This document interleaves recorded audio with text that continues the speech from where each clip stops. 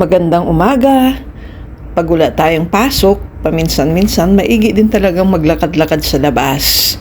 Pagkatapos ganito yung madadaanan mo. Mga hardin, magagandang bulaklak. Nakakapag-relax, di ba? Tuloy-tuloy ka lang lakad. Winter pa rito, kaya nakikita nyo yung ibang pananim mo ng dahon. Yung iba naman, nagbo-bloom. Namumunga, namumulaklak. Sa labas ng pinapasukan kong trabaho, meron kang madadaan ng ganito malapit sa school. Pero hindi pa siya totally functional kasi marami pang ginagawa dun sa building sa loob. Nakakatuwa kasi gate pa lang, mukhang bahay na yung budget.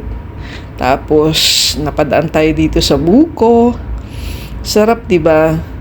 Kahit ano na lang pwede mong bilhin, meron din silang langka at saka strawberry.